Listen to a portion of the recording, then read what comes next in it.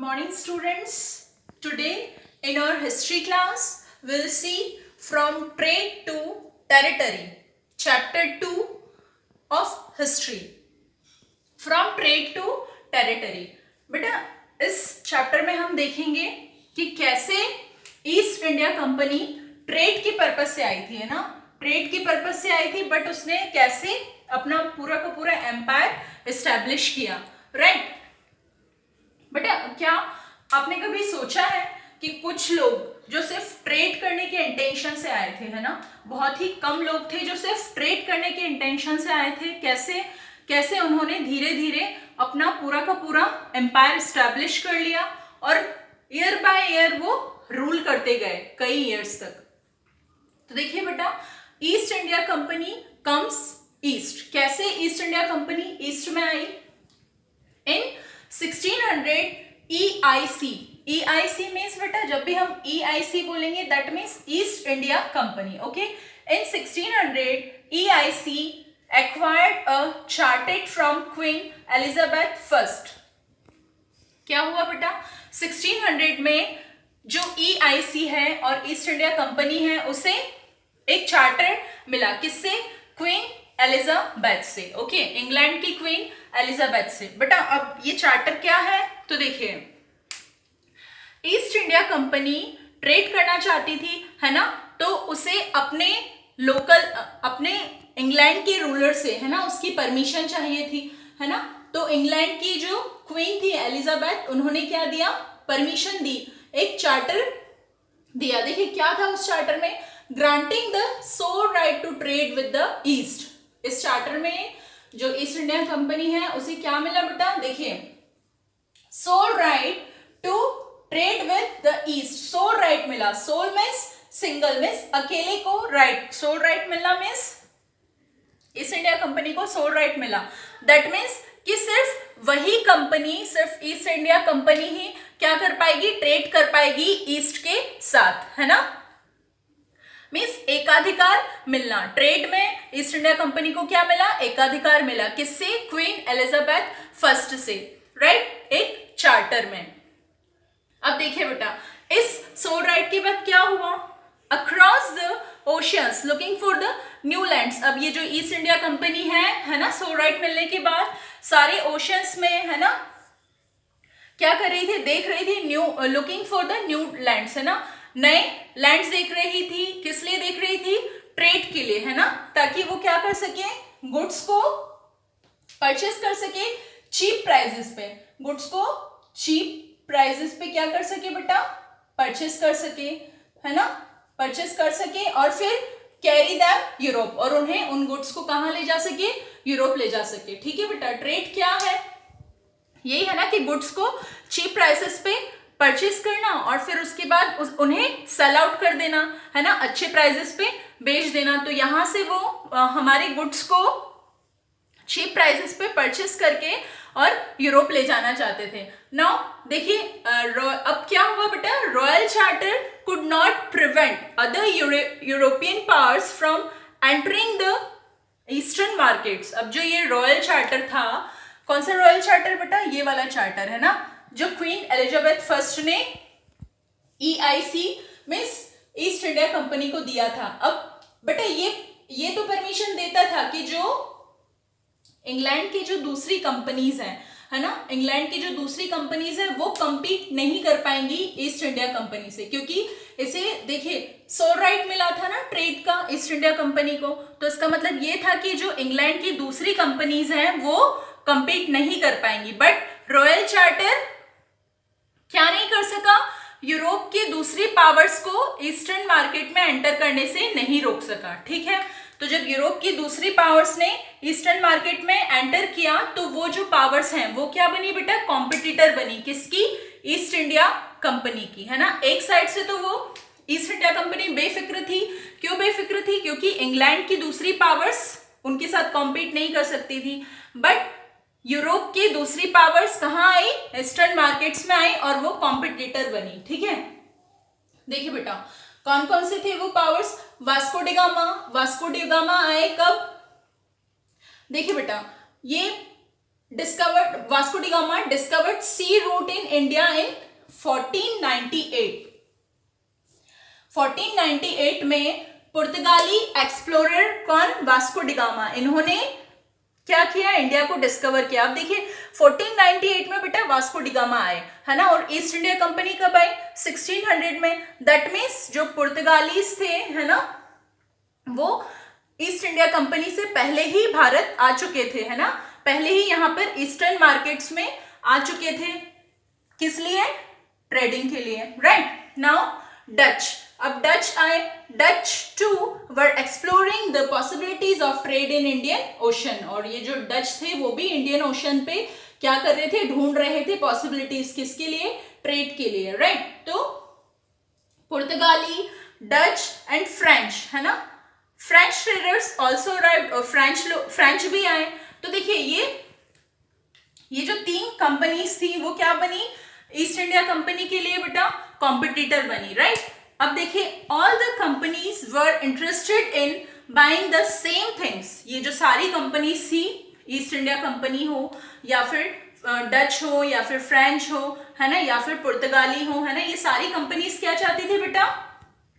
जो fine quality के जो प्रोडक्शन थे ना, उन्हें खरीदना चाहती थी सारी की सारी कंपनियां, ठीक है। अब वो प्रोडक्शन कौन कौन से थे, है ना, क्या क्या चीजें अच्छी क्वालिटी की प्रोड्यूस होती थी? देखिए बेटा, cotton, silk, paper, cloves, cardamom, cinnamon, है ना, तो ये सारी जो चीजें थी, ये सारे मसाले और ये सारी चीजें प्रोड्यूस होती थी, तो मार्केट में इन्हीं की डिमांड ज्यादा थी। अब बेटा देखिए चीजें तो ये इतनी, बट जो डिमांड करने वाले लोग हैं वो ज्यादा है ना, सारी की सारी कंपनियां इन्हीं की डिमांड करती थी।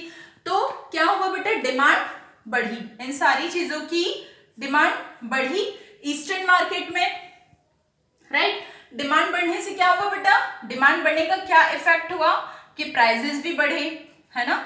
जब मार्केट में किसी भी चीज की डिमांड बढ़ती है तो क्या होता है बेटा? उसकी प्राइसेस बढ़ते हैं, है ना, बढ़ते हैं ना। जैसे अभी कोरोना में जब सैनिटाइजर्स की डिमांड बढ़ी, है ना, तो सैनिटाइजर्स की डिमांड जब एकदम बढ़ी तो क्या हुआ बेटा? उनके प्राइसेस में भी इंक्रीमेंट हुआ। सेम यहाँ पर भी क्या था? ईस्टर्न मार्केट में डिमांड बढ़ने से चीजों की प्राइसेस बढ़ी, और प्राइसेस बढ़ने की वजह से कंपनी को क्या करना पड़ता था बेटा? ज्यादा पे करना पड़ता था। तो ज्यादा पे करने की वजह से प्रॉफिट क्या हुआ? कम हुआ, राइट। तो कंपनी ने क्या सोचा फिर कि इसका क्या सोल्यूशन है कि वो अपने जो सारे कॉम्पिटिटर्स हैं उनको डिफीट कर दे, है ना, उन्हें हरा दे या उनकी बिजनेस को खत्म कर दे, है ना, उनके ट्रेड को खत्म कर दे, तभी वो अपने बिजनेस को, अपने ट्रेड को इंप्रूव कर सकती है, राइट। अब देखिए इन सब को करने के लिए, है ना, हर एक कंपनी दूसरी कंपनी की कॉम्पिटिटर बनी हुई थी, है ना, और हर दूसरे को डिफीट करने के लिए लोगों ने क्या किया? हर कंपनी ने देखिए regularly sank each others ships, blocked routes, prevented rival ships from moving with supplies of goods. देखिए ये कंपनियां क्या करने लगी फिर कि वो रेगुलरली एक दूसरे के शिप्स को डुबोने की कोशिश करती थी, है ना, कि जहाज डूब जाए, या फिर क्या हो, जो रूट से उन्हें ब्लॉक कर देते थे ये लोग, या फिर जो गुड्स से भरे हुए जो शिप्स थे, है ना, वो पहुंच ना पाए, है ना, गुड्स का सप्लाई ना हो पाए, ये कोशिश करते थे, ठीक है। तो ऐसे सारी जो कंपनीज थी इनमें कॉन्फ्लिक्ट्स बढ़ते गए, ठीक है। अब देखिए बेटा, efforts to fortify settlements led to conflict with local rulers. अब बेटा क्या हुआ कि इन लोगों ने कंपनी ने कुछ एफर्ट्स किए। किस चीज के लिए एफर्ट किए? उन्होंने फोर्टिफाई करना, अपने एरिया को फोर्टिफाई करना स्टार्ट किया, मीन्स अपने एरिया को, या फिर हम कह सकते हैं कि सेफ्टी के लिए इन्होंने क्या किया? फोर्ट्स, बड़े बड़े फोर्ट्स बनाने स्टार्ट किए। अब फोर्ट ये कहाँ पर बना रहे हैं बेटा? वो जो लैंड है वो तो किसकी है? लोकल रूलर्स की है ना।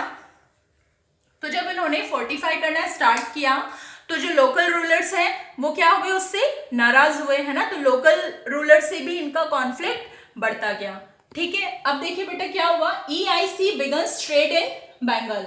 अब बंगाल में कैसे EIC और ईस्ट इंडिया कंपनी ने कैसे बंगाल में अपना ट्रेड स्टार्ट किया?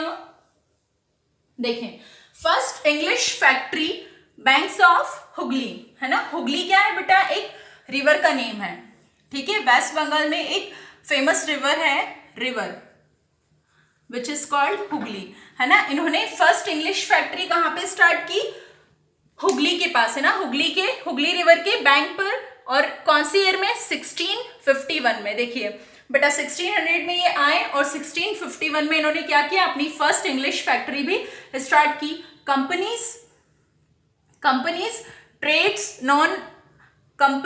Traders non at that time factors, है ना। फैक्टर्स जो ट्रेडर्स हैं ना, जो ट्रेडिंग का वर्क करते हैं, ट्रेडिंग के वर्क में जो लगे हुए लोग हैं, उन्हें उस समय क्या कहा जाता था बेटा? फैक्टर्स कहा जाता था। ओके, और फैक्टर्स से मिलके क्या बनी? बेटा factory.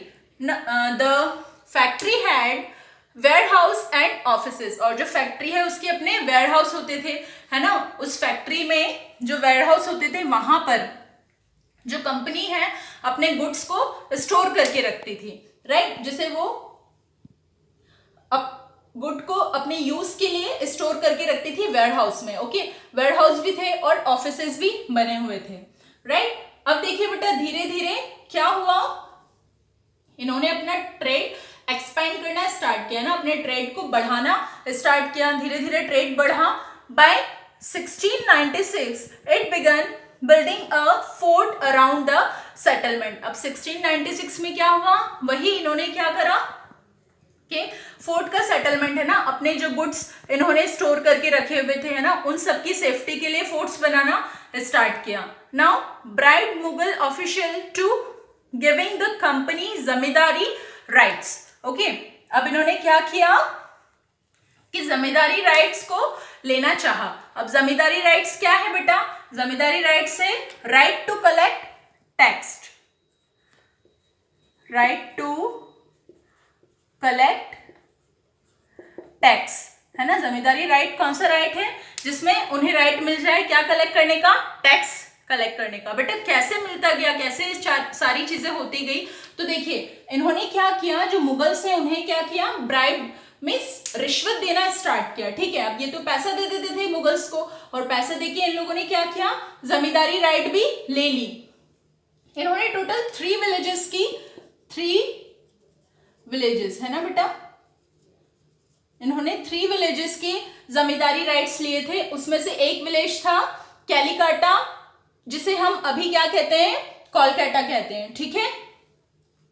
also pursued the Mughal Emperor Aurangzeb to issue a farman granting the company the right to trade duty free। देखिए अब इन्होंने क्या किया बेटा, यहाँ पर जमींदारी राइट्स तो ले लिए, है ना। इसके अलावा इन्होंने क्या किया?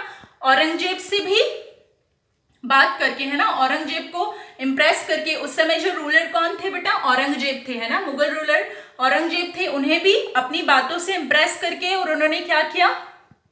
उन्हें एक फरमान जारी करने के लिए कहा, ठीक है। फरमान जारी करना मीन्स कि जो रूलर हैं उनकी साइड से एक ऑर्डर जारी करना। अब वो फरमान में क्या चाहते थे? वो चाहते थे कि कंपनी को ड्यूटी फ्री ट्रेड मिल जाए। ड्यूटी फ्री ट्रेड मिले मीन्स क्या? कंपनी को टैक्स नहीं देना पड़े, ठीक है। तो देखिए बेटा एक और तो उन्होंने जमींदारी राइट्स भी ले लिया, और दूसरी ओर उन्होंने औरंगजेब से ट्रेड ड्यूटी फ्री ट्रेड के लिए भी कहा, ताकि जो ट्रेड करे वो उसके लिए उन्हें टैक्स ना देना पड़े, राइट। अब देखिए औरंगजेब्स फरमान had granted only the company. अब यहां पर भी देखिए बेटा उन्होंने क्या किया? कंपनी ने had granted only the company the right to trade duty free, but officials of the company who carrying on private trade but also refused to pay। अब बेटा जो औरंगजेब थे ना, उन्होंने तो फरमान किस लिए जारी किया था कि जो कंपनी है सिर्फ उसे टैक्स नहीं देना पड़ेगा अपने ट्रेड्स पे। बट अब इन लोगों ने क्या किया? जो कंपनी में वर्क करने वाले जो ऑफिशियल्स थे, है ना, जो ऑफिशियल्स थे जो अपना प्राइवेट ट्रेड भी चला रहे थे साथ के साथ, है ना, जिनका प्राइवेट ट्रेड भी रन कर रहा था, तो सिर्फ कंपनी के लिए जो फरमान जारी था कि सिर्फ कंपनी टैक्स नहीं देगी, बट यहाँ पर जो प्राइवेट ट्रेड थे उन्होंने भी टैक्स देने से ना कर दिया, मीन्स वो भी टैक्स नहीं देते थे। तो बेटा देखिए क्या किया इन्होंने? कंपनी ने जमींदारी राइट्स अपने पास लिए, फिर फरमान अपने नाम से करवाया कि हम क्या करेंगे? ट्रेड ट्रेड के लिए हम टैक्स पे नहीं करेंगे, और कंपनी तो टैक्स पे नहीं करती थी, और उसके अलावा जो प्राइवेट ट्रेडर्स थे वो भी टैक्स पे नहीं करते थे। नाउ अब इसका रिजल्ट क्या निकला बेटा, देखिए, this cause an enormous loss of revenue for Bengal. अब देखिए इससे क्या हुआ कि बंगाल के जो लोकल रूलर थे ना बेटा, उनके लिए रेवेन्यू कलेक्ट करना बहुत मुश्किल हो गया, उन्हें तो रेवेन्यू ही नहीं मिलेगा ना, क्योंकि जब कोई ये लोग टैक्स दे ही नहीं रहे हैं, जमींदारी राइट्स भी इन्होंने 3 विलेजेस के अपनी ओर कर लिए है ना, और ना टैक्स दे रहे हैं। द नवाब ऑफ बंगाल मुर्शिद कुली खान प्रोटेस्टेड। तो बेटा ये सारी चीजें जब हुई तो बंगाल के जो नवाब थे मुर्शिद कुली खान, वो बिल्कुल भी खुश नहीं थे, वो उन्हें इसका ये चीजें बहुत गलत लगी और उन्होंने क्या किया, इसका विरोध किया। ठीक है बेटा, तो जब बंगाल के नवाब ने इसका विरोध किया तो हम अपने नेक्स्ट वीडियो लेक्चर में देखने वाले हैं कि ये जो विरोध है ना, कैसे जो ट्रेड है वो फाइट में, और कैसे जो ट्रेड है वो फाइट में कन्वर्ट हुआ है ना। तो in our next video we will see that how trade led to the battle, है ना। इस वीडियो में हमने ईस्ट इंडिया कंपनी कैसे ईस्ट में आई वो देखा, और कैसे इसने बंगाल में अपना ट्रेड स्टार्ट किया। थैंक यू बेटा।